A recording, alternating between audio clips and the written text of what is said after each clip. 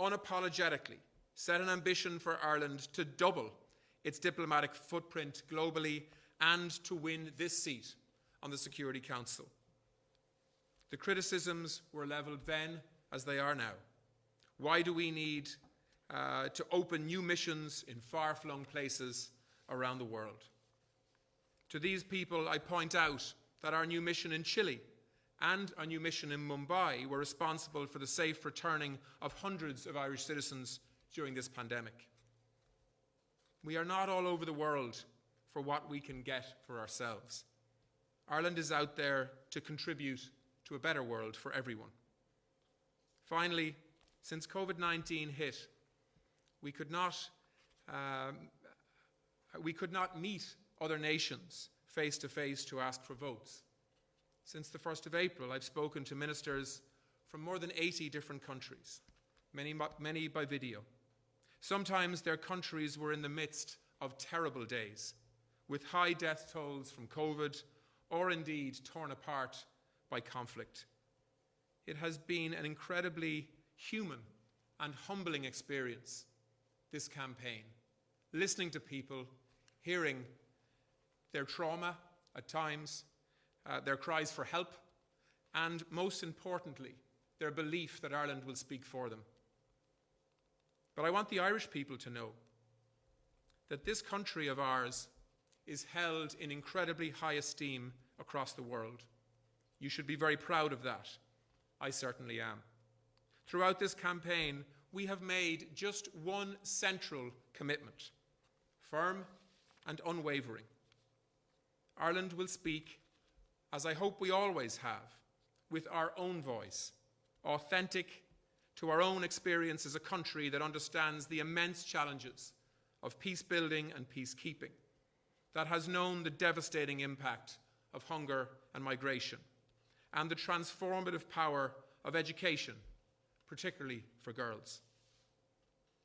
So now, we are honoured with the opportunity and the trust that countries have put in us to sit on the Security Council.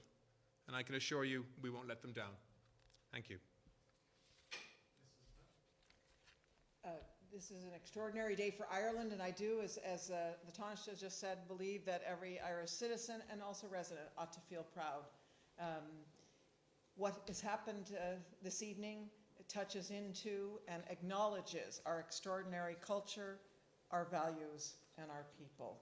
And it is all of that that we promised all the people that we spoke to, that we would bring to the table. And as both the Taoiseach and the Taoiseach have said, with an independent voice and with the history that resonates with so many of the people who voted for us. And it was an extraordinary privilege, having met many ambassadors, both in the UN and particularly on the African continent, where they could hear that we understood what their issues were because we had lived them ourselves.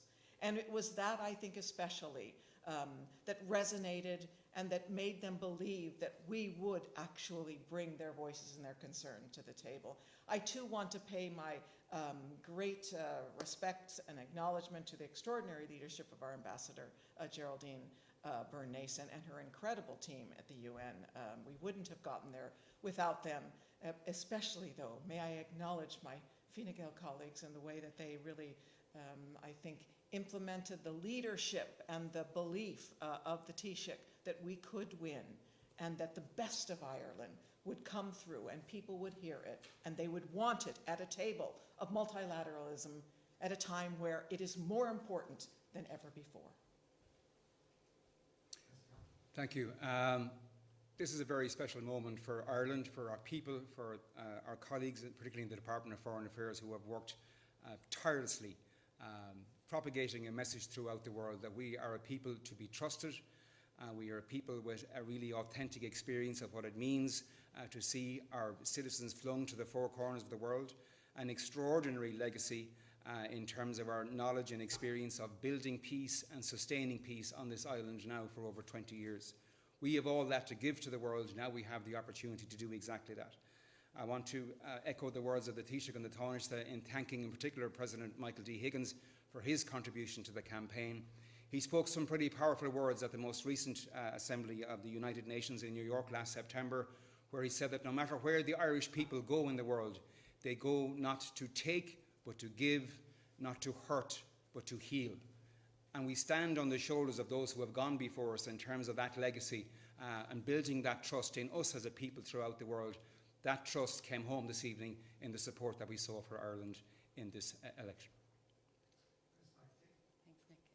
I would simply just like to add to my colleagues a massive thank you to all of the team who have worked at home and abroad to achieve this wonderful outcome this evening, and it really has been such a team effort. In particular, I would like to thank Geraldine Byrne-Nason as well and her team in New York. In my own conversations with colleagues, in particular throughout Europe, it really was very heartening to see the trust that they placed in us because of our experience in the past, but because they believed when we said that we would represent them, whether they were small state, large state, or any issue that they had and could raise with us. So we thank them sincerely for placing their trust in us, and to echo the sentiments of my colleagues here this evening, we will not let you down.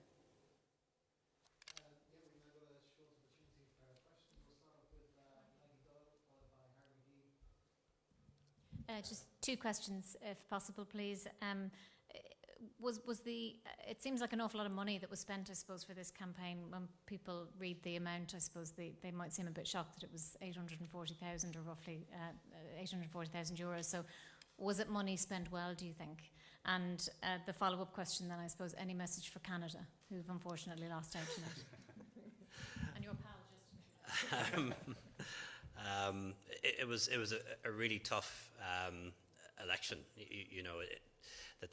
That they called it the group of death. Ireland, Canada, and Norway. Three countries that are really well regarded around the world. And only two of those countries could win, and only one country could take the first seat, and on this occasion it was Ireland. But I've no doubt that the vote tomorrow, which of course will decide the second seat, if I understand the system correctly, will be hotly contested. So obviously, best wishes to those countries, countries tomorrow. Sorry, your first question. Oh, the money, the investment, the campaign cost something like 800,000 euros. Not a small amount of money, but considerably less than the other two countries spent. So I think it was good value for money in that regard. But I think the investment that Ireland gives to the world is actually a much greater one. It's our international development budget, which we're pledging to increase in years to come, which brings education and development and capacity to countries all over the world. It's our wonderful defence forces and the peacekeeping that they've done on behalf of the UN for 60 years. It's our diplomats and our agencies all around the world. And they cost a lot more than 800,000 euros, but it's enormously valuable. It gives Ireland a presence in the world, a country that does genuinely punch above its weight, as we can see from the result today. Gives us a seat at the top table, but also does really a lot of good in the world, whether it's peacekeeping, whether it's international development, whether it's how we work through organisations from the EU to the World Health Organization to the UN. I think Ireland is a small country, but is a country that has a presence around the world, and a country that's a force for good in the world. And I don't think any country can aspire to do anything higher than that. Could I just say, Nick, on the cost of this, because my department was responsible for planning to win this, and we have spent less than half of what either Canada or Norway have spent on this campaign. We've spent about 800,000. They've both spent about 2 million. But I think it's important to put that into context. We spend over 800 million euros a year on development assistance and partnership. We spend more than that on defence too. And if Ireland is a country that is serious about impacting on global decision making, if we're serious about sitting around the table with 14 other members of the Security Council, well then we have to be serious about winning a campaign like this. I would regard this as money very well spent to ensure that Irish values and Irish foreign policy is shaping global decision making for the next 2 years. And that may well, I hope, save lives, raise awareness globally amongst key decision makers of what makes Irish foreign policy so important to us in terms of representing small states as well as big ones, vulnerable people as well as powerful, ensuring that the generational challenges of climate change are understood and responded to at a UN level as a new security threat to the world, where security is no longer confined to conflict. If you ask a state in a small island state in the Pacific Ocean, they need the UN to respond to simply keep their countries above sea level. And it is campaigns like that Ireland will be involved in leading. And I think I hope it will make Irish people very proud that our role at the UN Security Council is not about Ireland per se. It's about Irish values and Irish ambition and Irish thinking and Irish innovation and the capacity for Ireland to bring people together to create consensus to some of the huge challenges that the globe faces collectively. That's what this money is about, ensuring that we get an opportunity to do that, as we've done in the past. In the bigger scheme of things, in terms of the money we spend elsewhere to impact on global affairs, I think this is great value for money. You made reference there to Ireland's good standing, which was reflected in the outstanding vote that Ireland received tonight. Is there a priority or priorities that Ireland will set out as a member of the Security Council? And secondly, was the fact that Ireland was the only one of the three who wasn't a member of NATO a significant factor in terms of the votes that were cast tonight? I might have the Taoiseach to speak about the priorities. I think there were a number of factors. You know, I think it's certainly the case that we were the only EU member state of the three was helpful, and we had the votes of almost all of the EU member states in this election, whereas there were two in NATO. We were the only EU member state, so I think that was to our advantage. But we're not a member of the Organisation of American States, for example, which Canada is, and there are a lot of members in that organisation. I think some things, you know, certainly the position that we've taken on the Middle East was very helpful in securing the support of Arab countries and Islamic states. The fact we're an island was helpful too. I think, as Minister Zapone said, Ireland is unusual as a Western country and a European country that can really empathise with countries all around the world because of our story.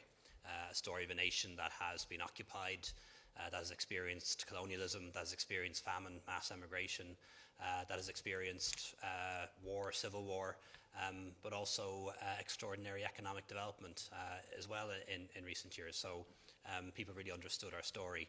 And I think one thing we have been able to do as a country, not just in the UN, but in every international organisation that we participate, is we are good partners with other countries. We spend a lot of time in building relationships and building up partnerships. And I know a lot of countries felt that we would bring their story to the table and their perspectives to the table. And we're just chomping at the bit now to do that over the next 2 years. Yeah, no, I mean, I think, Harry, we've been, first of all, telling our story, which I think influences how we view the world. You know, a deep believer in the need for multilateralism to work, because without that, small states and not so small states are not treated fairly. We believe in a rules-based order. We believe in international law. We believe in calling out even our friends when they are not responding as they should to international obligations. And I think if you break up the support that Ireland got, very strong support from Africa, from years of engagement and partnership, very strong support across the Arab world. I would say virtually every Arab country voted for Ireland, with the exception of one, because of a previous commitment. And if you look at the relationships that we've built up across small island developing states, particularly on the climate agenda, but also on the development side over the last 2 years, I think that's resulted in very strong support. Likewise, across Latin America and South America, much stronger support than I think some people might have expected, as well as obviously our core membership of the European Union, which was a very strong voting base to start with. So, you know, Ireland is a country that's liked, that's respected. We may be small, but our voice is heard. And we have over and over and again shown a capacity to bring people together. If you remember, and Harry, you will remember, when the SDGs were agreed at UN level, when nobody thought they would be, it was actually Ireland and Kenya together chaired those efforts to get it across the line. And so our role in so many different things, whether it was demilitarization, whether it was campaigning against nuclear arms, whether it's gender, whether it's a development partnership in education, or whether it's standing up for Palestinians, quite frankly, in recent years, in terms of the need to maintain a focus on a two-state solution and parity of esteem between both sides in that peace process. All of those things, I think, together means that a lot of countries feel they can trust Ireland to speak up when it's necessary, and in a way that's consistent with international law. Taoiseach, what do you say to those who obviously will welcome this affirmation of Ireland's place in the world, but who would rather more attention was paid to shortcomings at home, and that we could go into several lengths of what that is, and also to people who may think that the last-minute decision on the Occupied Territories Bill and its status within the programme for government may have been deliberately targeted to try and help Ireland's candidacy for this? On the second matter, really had no bearing on this. As the Taoiseach just said, we've had really strong support all the way through from Arab countries and from Islamic countries because of the very strong position we've taken on the Middle East, and the very strong position we've taken in support of the cause of Palestinians. And I think people who focus on one particular piece of legislation miss the wider picture and all that we do and all that we have done on that issue for so many decades now, and in Lebanon and on the Golan Heights, really fixating on one campaign rather than seeing the bigger picture and the value of all the work that we actually have been doing that really does matter. Sorry, the first part of your question again? Yeah, look, I understand that argument. I dare describe it as whataboutery. Anytime you do anything good, it's why don't you do something else?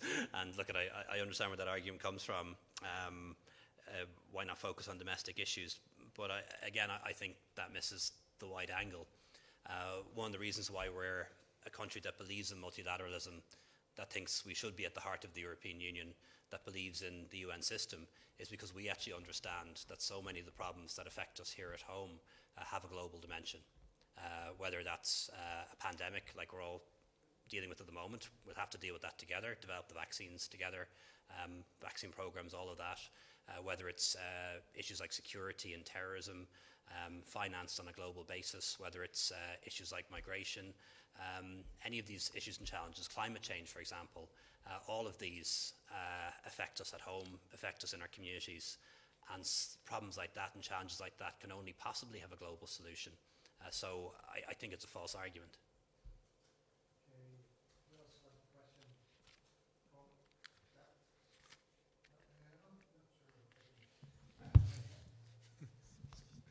Sorry, just on the costs, you're not including costs of President Michael D. Higgins' travel or the costs of DLE Samuel Beckett going to New York. It's not adding massively to the bill, I'm sure, but isn't it more like €1 million or in and around that? Oh, look, we'll be totally transparent about the overall cost, but I mean, my view is that naval vessels should travel internationally. It's part of their role to represent their country. They've performed an extraordinary role in the Mediterranean in the context of humanitarian assistance with migrants. I think they've taken about 14,000 people out of the sea in the Mediterranean, many of whom would have drowned if it hadn't been for an Irish presence. So part of any naval service is to represent their country abroad and to try to add momentum to campaigns like this. So I absolutely stand over that decision, and the idea that we'd be factoring in the cost of presidential travel to this campaign. I mean, we have a hugely popular president, not only at home, but abroad too. And I have no doubt that the interventions and connections and friendships that President Michael D. Higgins has around the world impacted very, very positively in this campaign. And that should make people very proud. But even if you factor all of those things in, we're still less than half of what the two other countries, who are friends of ours, by the way. I mean, we're very close to Norway and Canada in so many ways, which is why this was such a competitive and difficult campaign, because both of those countries in many ways are giants of the UN in terms of support and popularity. And that's why, as the Taoiseach said, this was described as the group of death. No one really knew who would come through. And that's why the three countries were so close in terms of voting. I think given the scale of this campaign, and given the fact that we spent half of the budget of our two competitors, I think it's a pretty good day's work. And it was nice to win at least one election this year.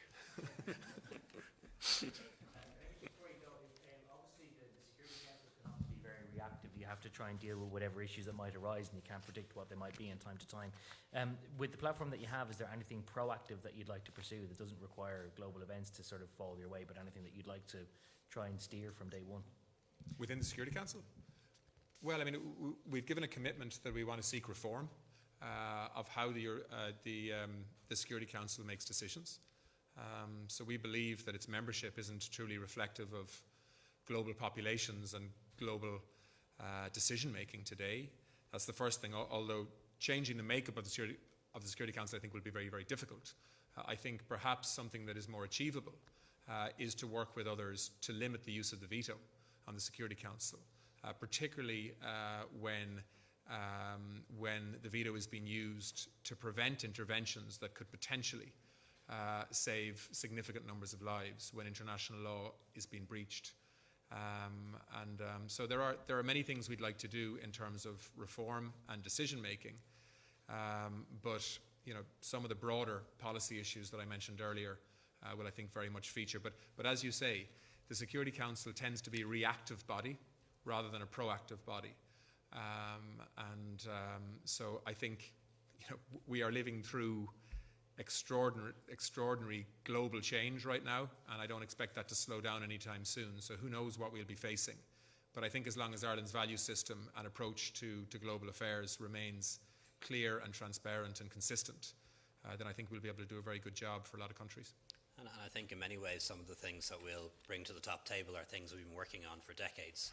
For example, a big focus on nutrition, based on our understanding as a country that's faced famine. A real focus on educating women and girls. We know how much of a difference that makes in transforming the prospects for society to educate millions of women and girls across the developing world. Also a focus on peacekeeping. Again, we're a country with a 60-year unbroken record of peacekeeping around the world. There's real value in that. And also as well, being an island nation at the Security Council, and the unique issues that islands face, ranging from aviation to the impact of rising sea levels. And among the calls I've been making in the last couple of days, have been to island nations, and it's really interesting to see how countries that are so different from ours, whether it's Barbados or whether it's Mauritius, how we actually face some very similar problems, and we definitely want to make sure that those issues are given some priority by the UN as well. Thanks, Thank you. everyone. Take you at the back or the front.